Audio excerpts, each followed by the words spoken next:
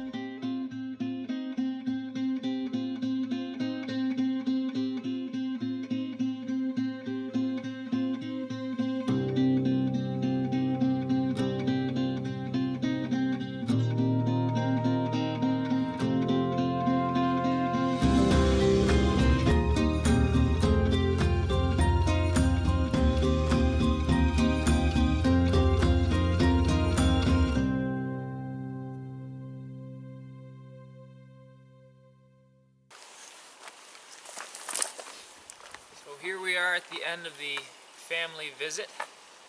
Had a few really nice days. So we're just going to do a little breakfast Q&A session. Same thing we did with Trevor and Jer, and see if the questions or answers are different at all. So begin when you are ready. If you were to do this all over again, Brian, what would you change, if anything?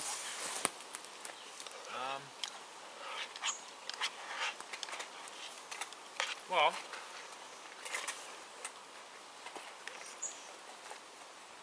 in order for me to do it over again, I would want people there with me. I've enjoyed this process. It's been very good for me, very difficult, but as rewarding, if not more rewarding than difficult. However, I would not do something this extensive by myself again, unless it were perhaps for a TV show, or if it were paid or something. I wouldn't do a solo expedition of this length just for the sake of it. So if I were ever to do this again, I would definitely want to have more people there with me. That would allow for a social element.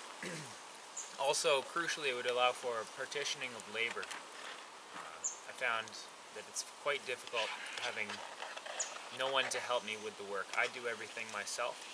A lot of the time I find I'm juggling half a dozen tasks at once, and everything always takes longer than you expect. So that has been quite exhausting and quite difficult at times. Yesterday we went for a day trip. Canoed down the lake, a couple of portages, onto an island, had lunch, and reversed the process with canoeing, portaging, and then against the wind back to camp. How did you feel about that day, and why? After the second portage, I came to the realization that I was acting as though it was a vacation for me. So that's the sort of trip where I would go out, you go out on trip, you come back, and you're a few pounds lighter. You go back to the fridge or the cupboard and you eat what you want and put back the weight. So I was expending the energy, and I wasn't moving myself forwards from a survival perspective. I gained knowledge, specifically that there's a beaver dam across the creek now, so I don't plan on making that trip unnecessarily, because that would be a large energy expenditure. But I expended a lot of energy, and I was not gaining anything from it. I felt like I was wasting my energy, and I felt like I was putting myself in a dangerous situation. I had depleted a number of my food reserves, and I had not done any work thus far on the weekend to replenish those, and I had spent energy that I didn't have. So I felt that I was moving backwards in a survival perspective, so I kind of I commandeered the day trip a little bit and put everyone to work gathering cattail flowers for me, and in the end we got a decent supply, so we still got some progress out of it.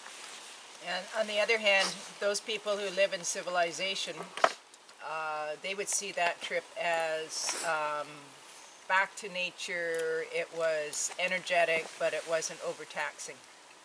So your perspective would be survival perspective. That was a waste of time. Yet for somebody on the other end of the stick, or the other end of the spectrum, that was back to the basics. So you're taking a look from the bottom of the scale up, and they're looking at the trip from the top of the scale down. Well, with everything that I do out here, you have to look at it as an energy equation. Calories in versus calories out. So I was expending a lot of calories. Like yes, well, from a survival perspective, you have to see that equation at all times. There is no exception. And for most people, the calories in is not going to be a limiting factor. You always have food readily available, so you don't need to worry about that. At that point, you are worrying about leisure activities, you're worrying about your wants, and your needs are taken care of. That's one thing that is great about our society. Very rarely do you have to worry about your needs, and you get to worry about leisure, you get to worry about wants, you get to worry about luxuries. And those become people's main concern. For me, I am, as you said, at the bottom of Maslow's hierarchy of needs. I am taking care of my food and my water and my warmth. I am worrying about the basic needs of survival, and I have to see things from that perspective at all times while I'm out here. And I had lost sight of that, which is why I kind of had a little moment where I had to give my head a shake and realize I'm putting myself in a difficult situation here, because while I am temporarily living as though it's a vacation, that's coming to an end today, and I now need to get back into survival mode. What keeps you motivated when you're down? Like mentally down? Yeah.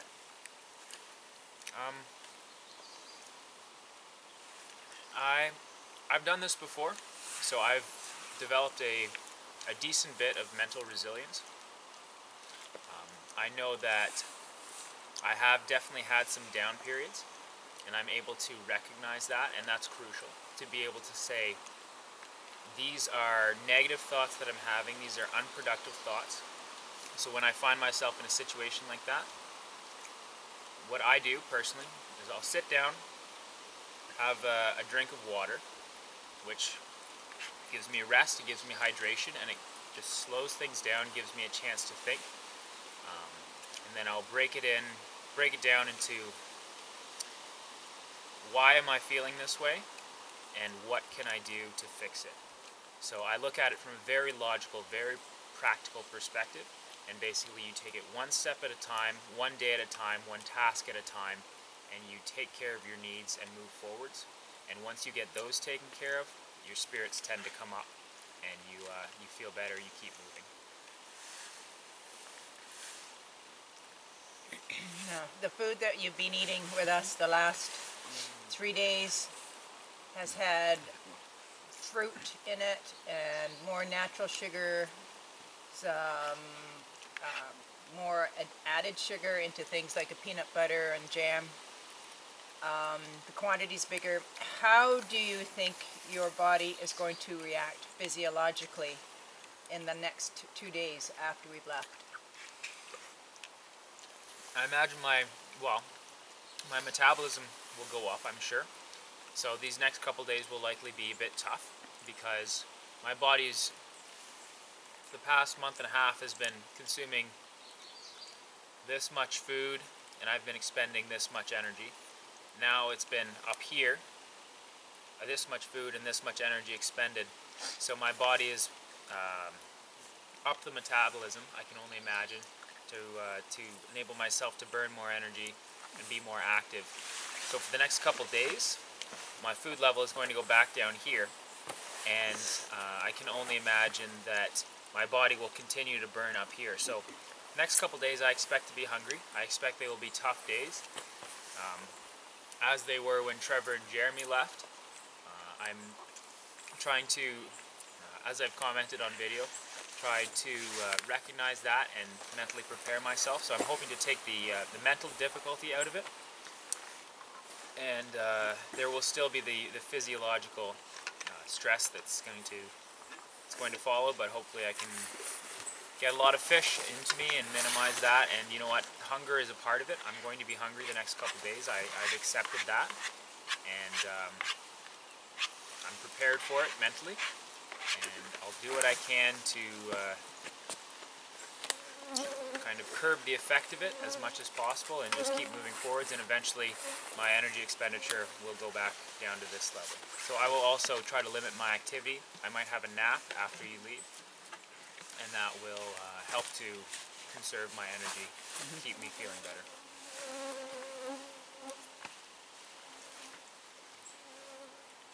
What is the single biggest thing you have learned in this last 6 weeks? Mentality is everything. If you have self-defeating negative thoughts, you will fail. You will have a miserable time. You will not make it.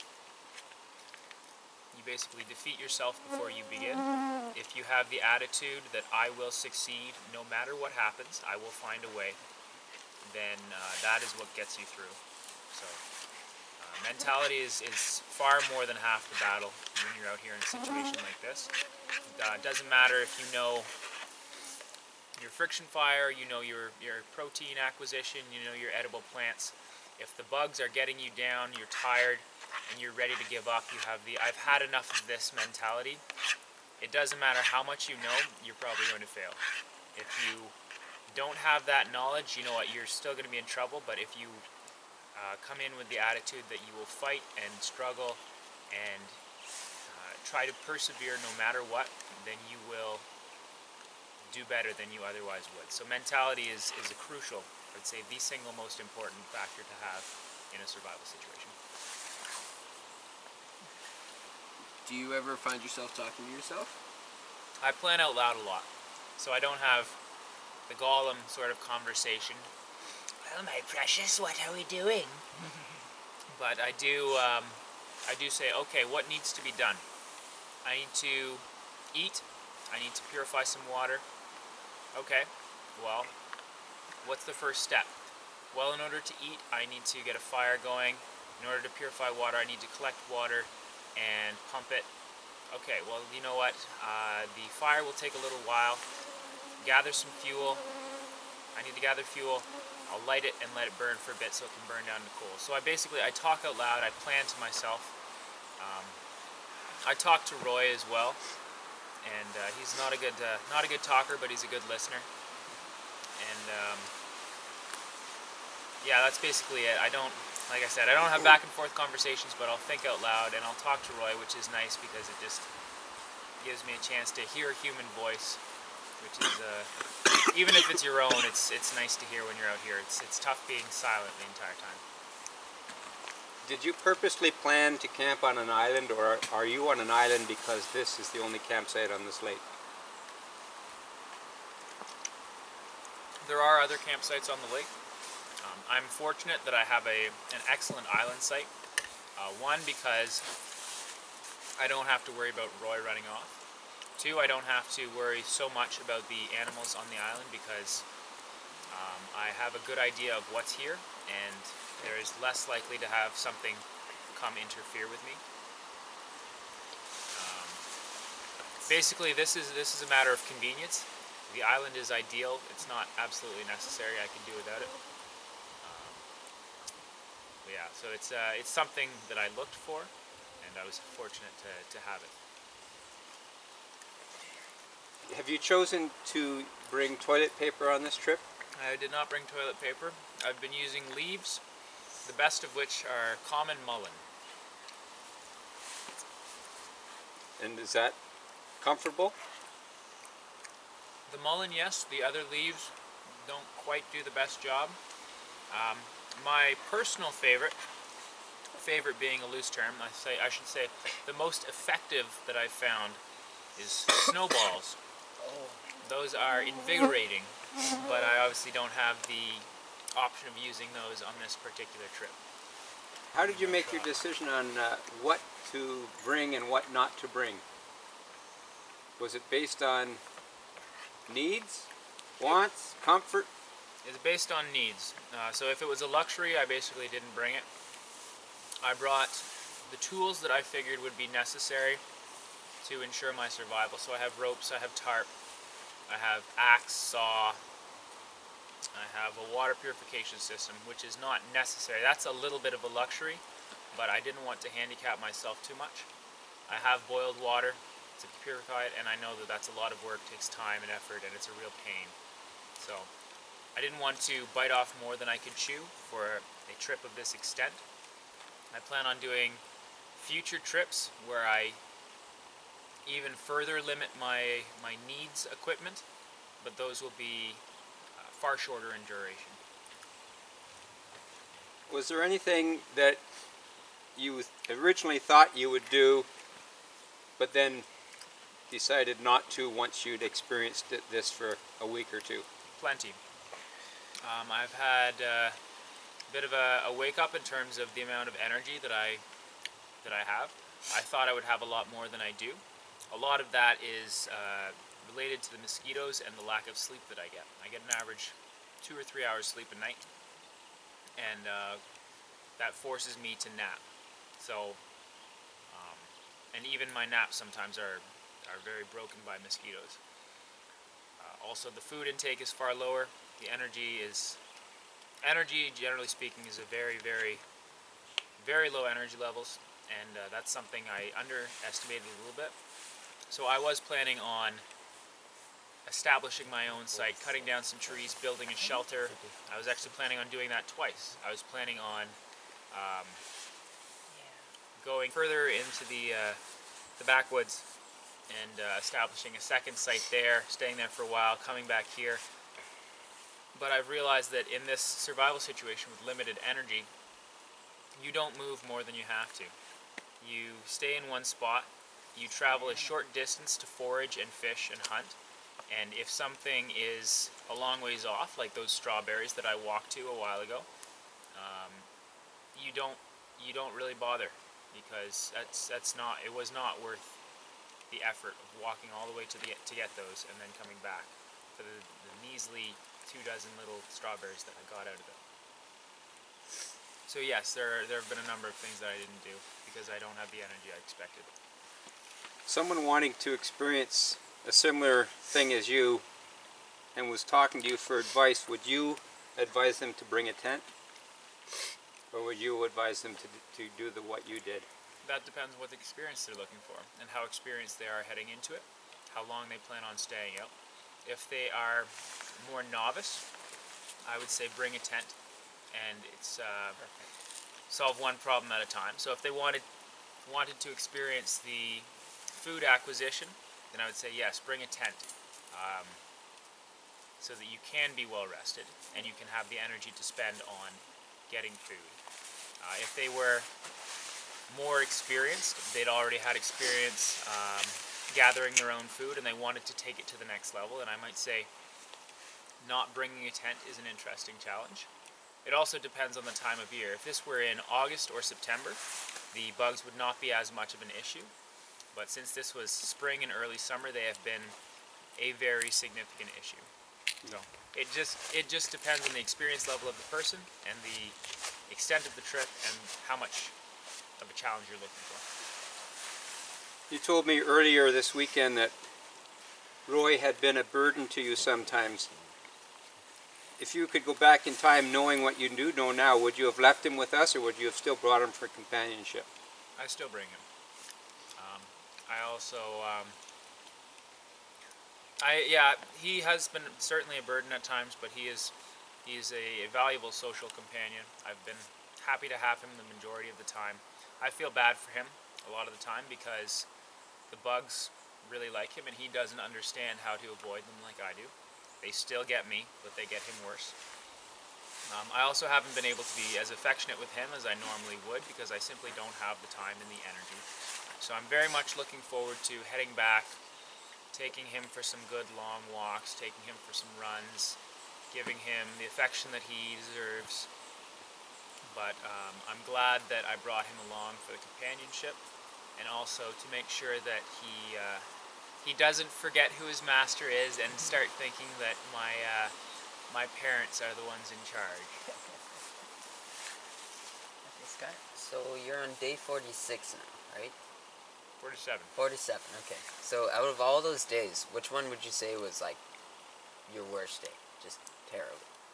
Day 2 is the worst day. So day 2, after my first night, the first night here may have been the worst night of my life. I had little to no sleep. I was absolutely devoured by mosquitoes, and my shelter failed and I got rained on. I woke up the next day. I wasn't yet really hungry. I was still tapping into my initial food supply that I had brought for the first few days. But I looked at the whole experience and thought, I'm out here for 2 months. What am I doing? How am I going to do this for 2 months? I bit off way more than I could chew. This is a huge mistake. I found myself looking up at the mountain and thinking I had to climb it all at once. However, like I said, I've done this sort of experience before, and I was able to recognize that negative thinking. So I sat down, I found the wind, where there was some respite from the bugs. I replanned my shelter to make it more effective rather than trapping heat and mosquitoes in, have a bigger shelter that would allow breeze through so it wouldn't be so bad. And I realized I'm not going to climb the mountain all at once. I need to take it one day at a time, one task at a time. So I said, what can I do today? I redesigned my shelter. I gathered some dandelions and I gathered some freshwater mussels. I had an all-natural dinner and I moved forwards.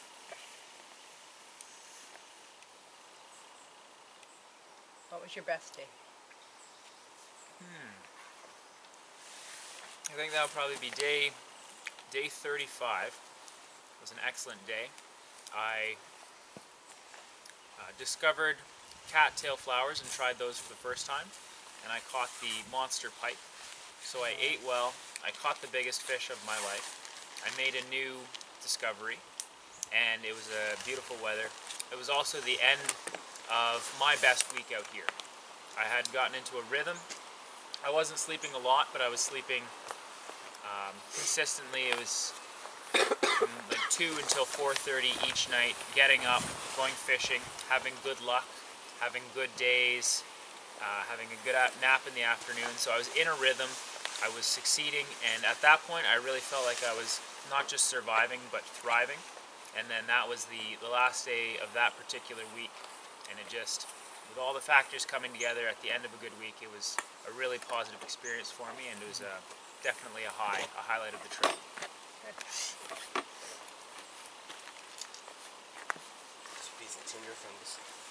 What food or source do you feel you're missing the most out here? Probably electrolytes is one thing I've missed. Things like salt is very high in our diet, in a regular city diet. It's very hard to come by out here. There's a reason that it's high in our diets, and that's because we crave it. We crave it because in a natural situation, it's hard to come by. So I've had a hard time gathering that. I know that colt's foot is a flower that grows further south, or perhaps it grows up here, but I haven't seen any of it. Colt's foot is a natural salt replacement that you can use. You burn the leaves and then use the ashes for seasoning. I haven't found any of that, and I am not aware of any other sort of salt replacement. So that's definitely been something that I've been lacking, and I try to drink as much water as I can, but I still feel like I'm dehydrated because I don't have those electrolytes to hold the fluids in my body, so I just end up urinating a lot and not retaining the water. So electrolytes, yeah, salt, things like that.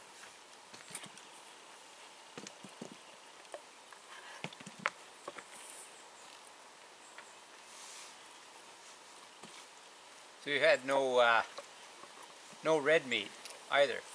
No, I haven't had any red meat. I've had a lot of fish, which is very lean. I had a red-winged blackbird at the start, which is small. I've had bullfrog. I saw a big snapping turtle yesterday, but wasn't able to get it. So I've had very little variety of protein. Also the freshwater mussels, but very little variety of protein. And that one is a factor of having to follow the laws. I can't exactly go out and shoot a moose. I can't hunt grouse. I can't take rabbits. I can't shoot a bear. just legally speaking, I can't do these things, and also it would be a huge undertaking to try to stalk and plan and execute a hunt followed by butchering and preserving an animal that big. So that is something that legally I can't do, and by myself practically I can't do.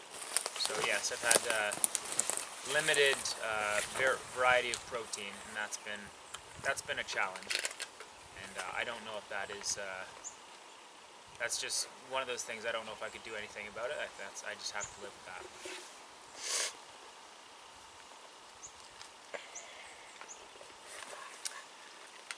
Yeah, so big game hunting traditionally is a social thing for a reason. Which brings me to my next question. We as your parents see you as a very social person, and yet here you are doing a solo 2-month trip. How do you reconcile the two personalities? It's a question we've had. How do I reconcile? Well, they're two polar ends. Well, The social Brian and the introverted by himself for 2 months Brian. the introverted by himself 2 months Brian is a result of two factors. One is that I strongly believe in strengthening yourself by putting yourself through difficult situations. So by socially isolating myself, I'm putting myself in a difficult situation, and I am growing. I find I've had a lot of personal growth through this experience, and that is a whole reason that I'm out here, whole part of it. Basically, hardship makes you stronger. And the other major factor is that I don't have people who would come on this trip with me. There is no one else that I know who is willing and available to go on an expedition like this. If I had someone, a friend who had 2 months and was into this sort of thing and wanted to come along, I would have taken them in a second. It's simply, I have done it because this has been a goal, this has been a dream of mine as long as I can remember. It is something that I have wanted to do for years, realistically said that I was going to do. I have said that I would do this trip or die in the attempt. I've gone as far as to say that, and I've been planning it for months. It was going to happen no matter what. This was on my bucket list. I was making it happen, period. If it had to be solo, it had to be solo. It was going to happen. So that's why I've done it by myself. As I said, I would prefer to do it with others, but that just wasn't an option.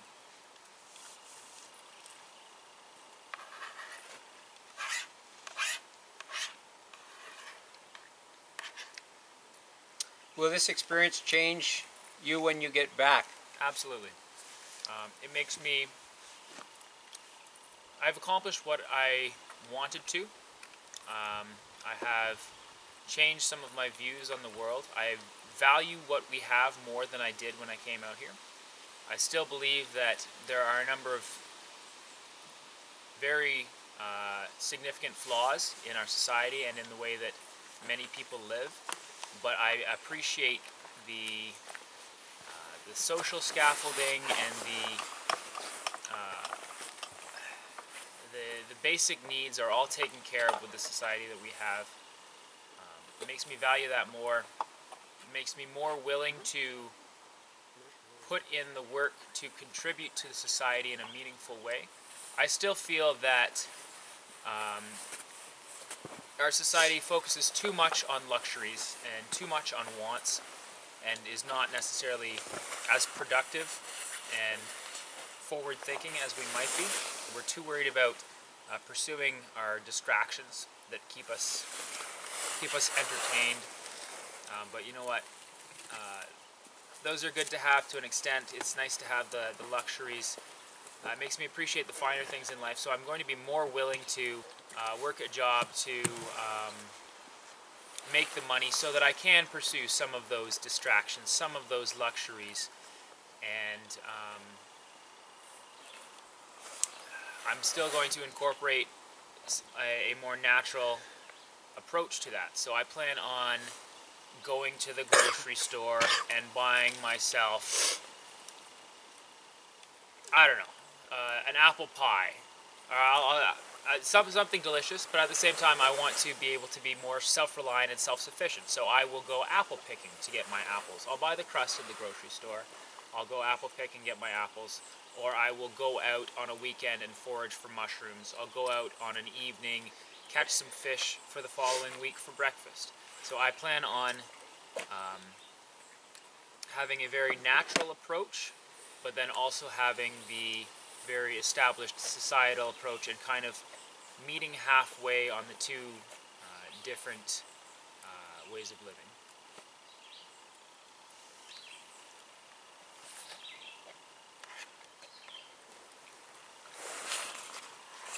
Any further questions? No, thank you, Brian, but it's been very enlightening, and we're very glad we came to see you and your environment. We know that you have changed some things while we're here, and you've got changes to make when we leave, but I think all of us feel that you are coping very well, and we look forward to your return back to civilization. Absolutely, and thank you for coming. It's been very nice having everyone here. And one of the things that I've come to appreciate while being out here is the social aspect of regular life. I appreciate the people in my life a lot more. I look forward to seeing them when I get back, and it really makes me value the important social connections that I have and that are available to us. And that's another part of regular society. Communication is very easy these days. And it's easy to get caught up in constantly being on your phone and being in touch with people. It's been nice to get away from that. Having less contact makes the contact that you do have far more meaningful. And that's one thing that I've come to appreciate and that I've come to look forward to and enjoy when I do get it. So again, thank you for visiting. It's been very nice having you here, and I look forward to finishing strong in the next couple weeks, and then coming back and having a newfound appreciation for civilized life.